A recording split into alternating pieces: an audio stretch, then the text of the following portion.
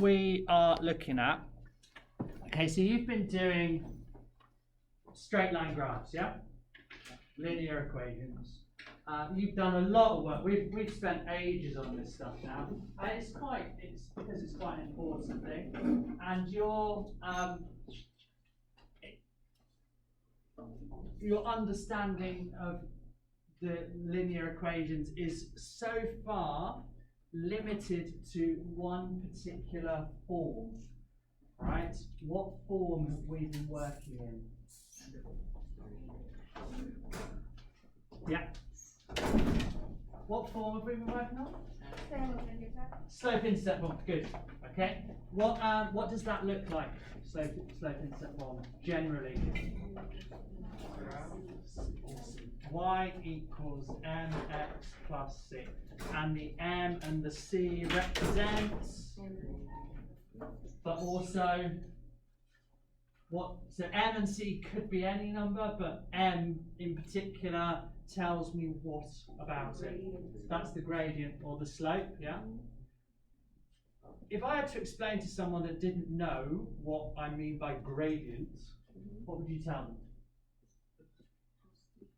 How steep the line is, yeah? How much it goes up or how much it goes down? Does that make sense? All right. And what about the plus c? Anyone know? And what does that mean? Okay, cool.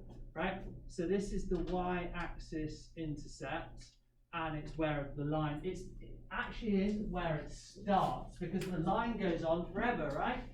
Yeah. Okay, but it is called, and this is something we'll develop, it is also called the initial condition, okay? And there's a reason for that, and we'll get into it a little bit more, so you don't need to worry about writing notes or anything at the moment.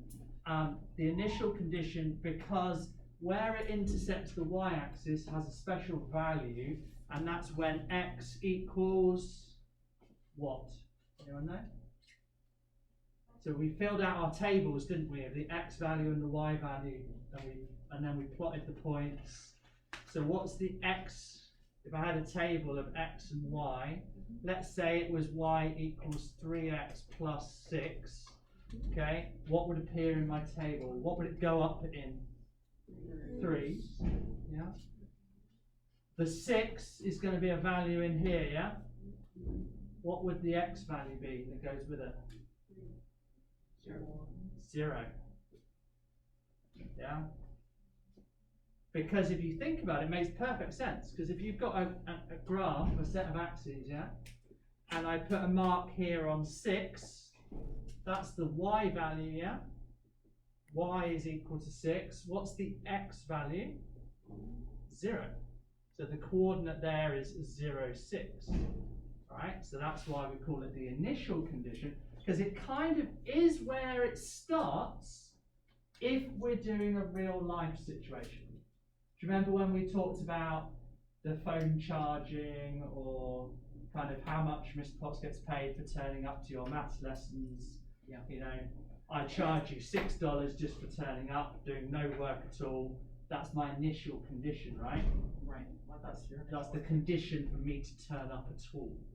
Right? And then I would charge you $3 every minute for me being here. Right? So that's what that means. Now, this is only one form of the equation, slope-intercept. There are two others that we can look at. One is standard form, and one is point slope. Yeah. All right. Today we're going to focus on the standard form. And what we're going to do specifically is I'm going to give you some. Well, I have given you some standard form equations, and I'm going to ask you to write them in slope-intercept form to show how they are basically the same thing. All right? And then I'm going to ask you, over the page, there's then a set of axes for you to draw the graph. All right? And what you're going to do is, once you've written them all in slope-intercept form, you can draw the graphs really easily, can't you? Because we've been practicing that, right? You pick a point and you go across and up and rise over run. Do you remember doing all that? And what we'll then do, another lesson, is we'll look at, well, if we're just going to change standard form to slope intercept, why do we even bother with standard form? Right, why is it there? Right, so what we'll do is, well, is there a usefulness for a standard form instead of slope? But that will come. So we're looking at today, can we convert standard form into slope and intercept form? Right? Does anyone already know how they go about? So this says 4x plus y is equal to 0. Right? Now just to show you, right, let's see if I've got it. If I go into Desmos, if I put in 4x, you've got it on your screen, plus y is equal to 0. See, it's a straight line. All right, so it is definitely a straight line function. How do I also know that? Do you remember we worked on this? How can I look at that and know it's going to be a straight line? Because the x is after the m or the 4, which is... It's not the fact that it's after the 4, it's that the x is... There's only a power 1, right? Order 1 we called it. Well done now. All right. So what be interested is if I put in y equals mx plus c, remember you did this, and I pick values for m and c, how can I make the blue line match the red line so that I've got it in y equals mx plus c form? Does that make sense? That's what we're trying to do. All right. So I am now going to go to my algebra tiles. Okay. And do you remember using these before? Yeah. So here's my line that represents the equals sign. And I am going to put on the left-hand side, I'm going to put 1, 2, 3, 4 x's. Make sense? What else would I put there? A y. So I'm going to put a y. And on this side, I'm going to have 0. So I'm not going to put anything there. All right. Now what I'm going to do is I want it to be y equals. So I want to not have any of this here. I want to just have one y. Any ideas how I can do that? Sam? Subtract 4 x's. So if I do this, look, if I use these, I'm going to subtract 4 x's, right? And whatever I do on one side, okay, I have to put it over there. All right? So I've done the same to both sides. Make sense? What happens then is obviously these negative x's cancel out the positive x's, and I'm left with y equals negative 4x. All right? So if we just look at that in terms of your worksheet that you've got, all right, what have we just done? Here we go. This is the one we're working on. So we do it like this, right? We've got 4x plus y. Now, the y is what I need. So I want it in y equals something x plus something. So I want the y on its own. So I look at it, and you see from the algebra tiles, I've got 4 x's and a y. So what do? We subtract the 4 x's, but I have to do the same to this side as well. Now that cancels, it just disappeared, didn't it? It makes it 0. So I'm left with now y equals, well, 0 subtract 4x is just negative 4x. Now, is this in the form of y equals mx plus c? No, because there's no plus c. All right, but you've dealt with this. What is the plus c if there's no plus c? Not 1, no. That's why it's multiplied. If there's no plus, it's plus 0. Look, the 0 that we don't write. Yeah, so it is plus 0. All right, but I don't write the plus 0. We just leave it as minus 4x. So, for instance, now, what does that mean in terms of, well, what is m? Okay, what is C? 0. Okay. Alright. What does M mean, being -4 mean about the line? Goes down. Does it go down quite quickly or quite slowly? Quite quickly, because every time I go across 1, I have to go down 4. So the line is going to be quite steep going down, isn't it? Alright. So let's just confirm that. So I think if I put that in here, look, what did we say? M is -4. Let's keep going. Should have changed the. Oh, there's -4. That's not bad. Those two lines are what? Parallel. The only reason they're not exactly the same is because. So C is 1 when it actually needs to be 0. There you go.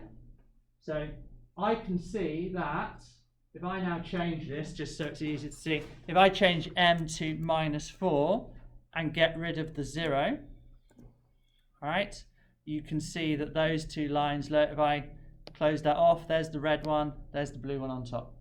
They're exactly the same. So those two things mean the same thing. All right, so that means that this 4x plus y equals 0 and y equals -4x, okay, are the same thing in different forms. Okay? That makes sense? Okay. Right. Let's write that down. Yeah, I'd go for that now. Let me pause for you. Right, look at this one. It's harder. Definitely a bit harder. Should we have a look at algebra tiles, what it would look like first? We'll do it with this one. Again, you don't necessarily have to do it in the future. So you might need to tell me what it's all about. Okay. All right, so what is in that equation again? Can you remind me? 10x's. All right, okay. So let's do that. 1, 2, 3, 4, 5. Okay, and then I think. Right, I'll just do that. 10x's and minus 3y's. Yep. So here you go. Let's do this. I think I could have done that. Minus y. Just takes time. Minus 3y's, and then on the other side is it minus 15. So actually let's do that. That's minus 10. Let's do 15. Right. Okay. Just going to split those up. Right. Okay. So what did we want first? We want it to be y equals. Now, what's important there is it needs to be. Sorry, Sienna, is this the best thing to be doing with your? Yeah. What we want is positive y's. That's all important. A negative y does not help us. So should we have? We need some positive y's. So what should we do first? Pardon?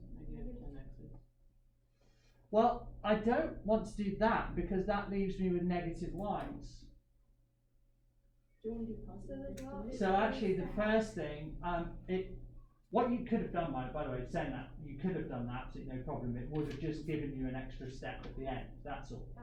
But it kind of makes sense. If you've got negative y's, first thing is to do positive y's. Let's try and make that happen. So what do we do first? We have our y's and we need, too many, that's what we've got.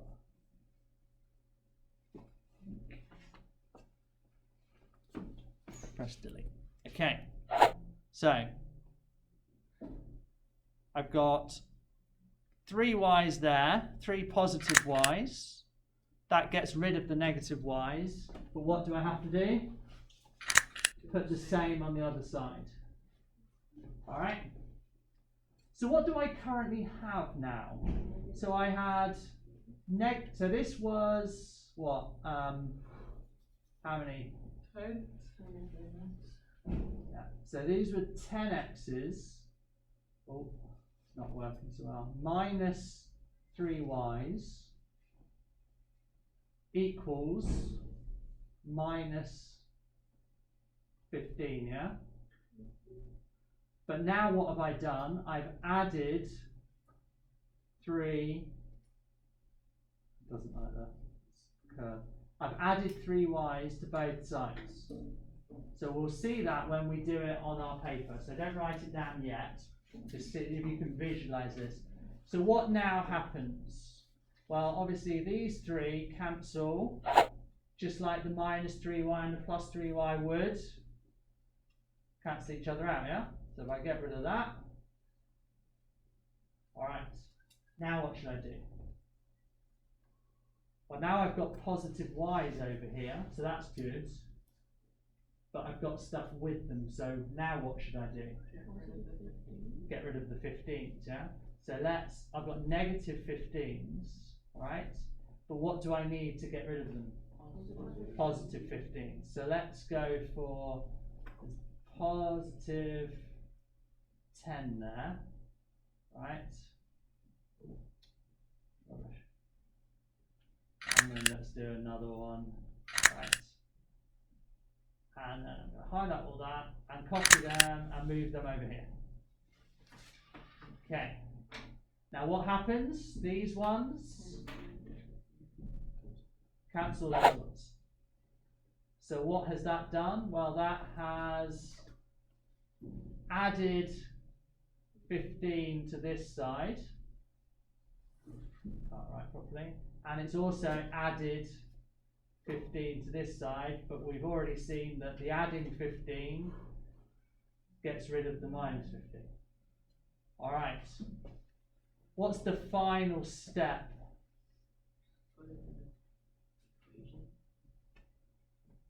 Well, how many y's do we want normally?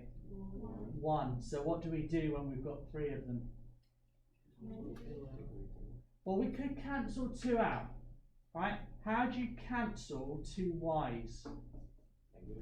Negative y's. So that's an option. I could subtract 2y. But what's the problem with that? Exactly. You have to do it to the other side as well. And that puts negative y's back on the other side, doesn't it? So I could subtract 2 y's, but that's not going to help me in the long run. All right? So we've got to think of it in a different way. And the clue is how I set my negative 15s up. So what I'm actually going to do is I'm going to split my y's separately. Why have I done that? What is that doing mathematically? Dividing. Good. I am dividing my y's, my 3 y's, into 3 groups. But what have I got to do to the other side? Same thing. I've got to divide it. So I'm going to divide my 15, okay, into 3. And what about my x's? Divide them into 3. So let's try that. 1, 2. Do you spot what's going to happen? There's going to be an extra. 1, 2, 3. So what do I have to do with that x? No. It's going to have to be divided. But I can't do that on algebra terms. Alright, I can only have 1x. What does 1x, if I split it between those 3 groups, give me? A third of an x. Good, right? So how much would I have? I'd have 3 and a third. Now what does that mean? Now when I've divided it, each one of the y's gets the same thing. So here's my equation. Y equals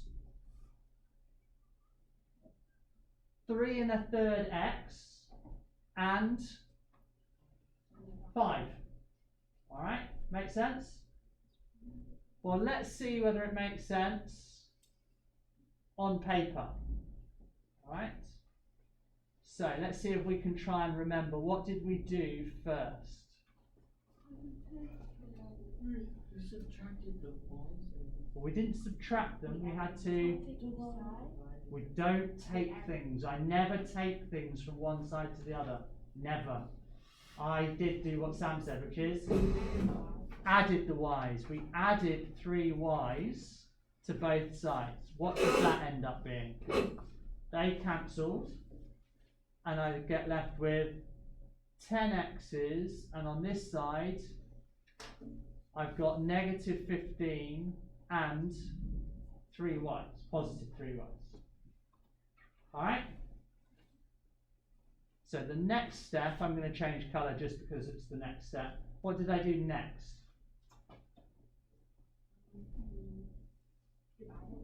Not, I could, but I didn't do that next.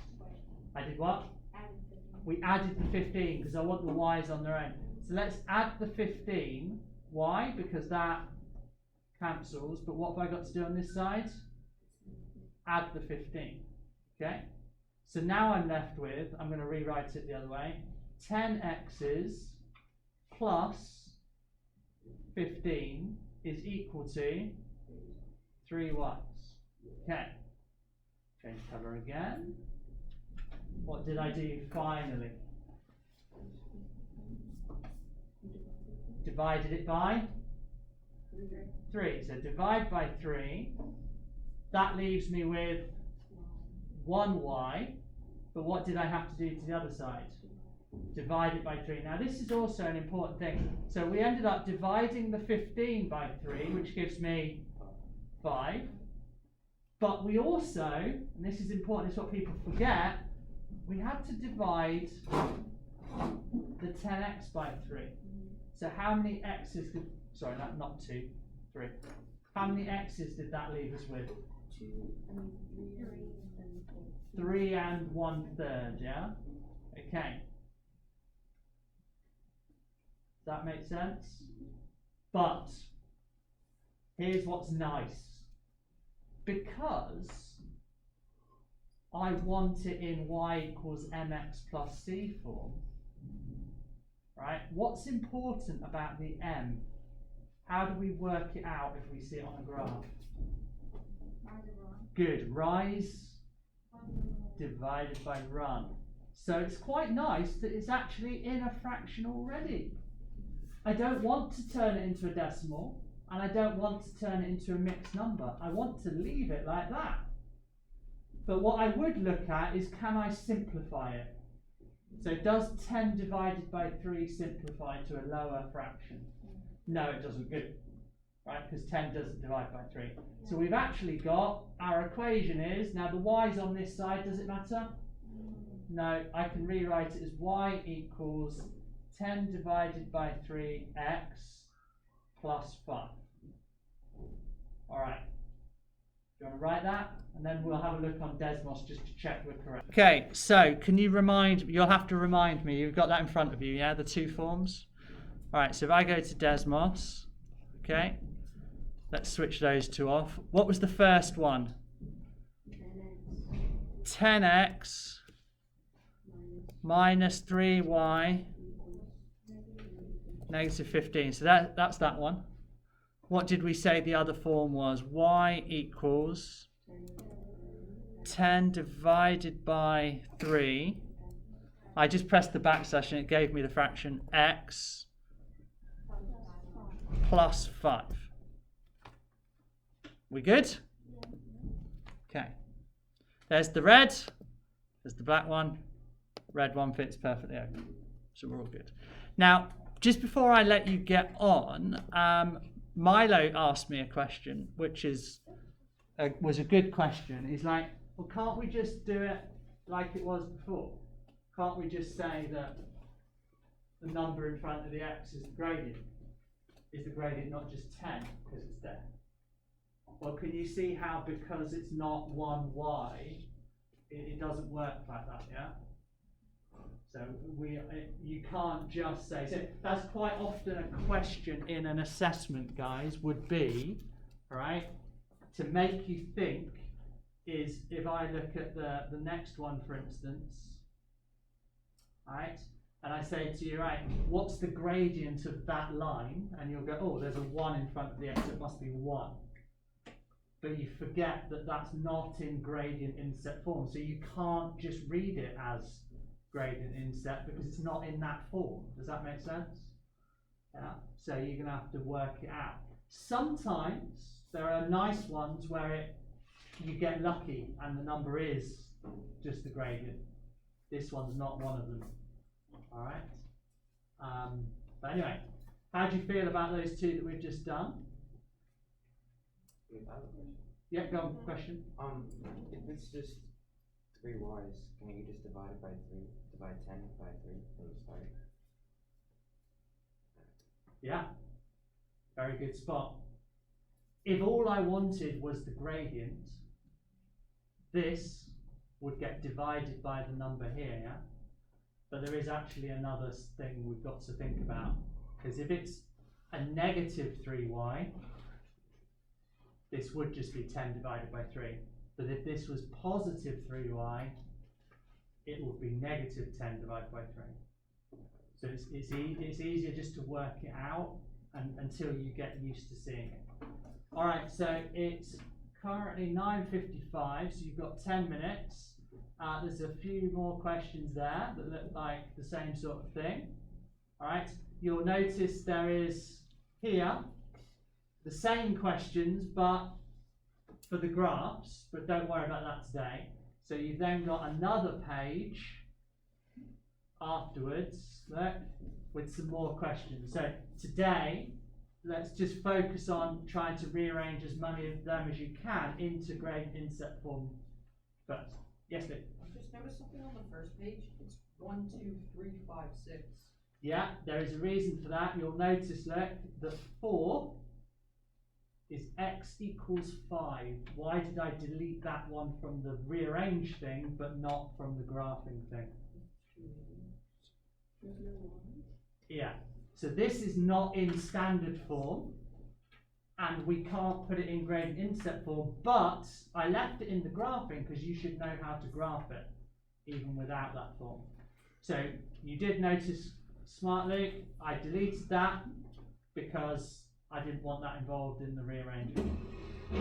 All right. Any other questions before I get on? Can you go up? I can go up, yeah. Okay.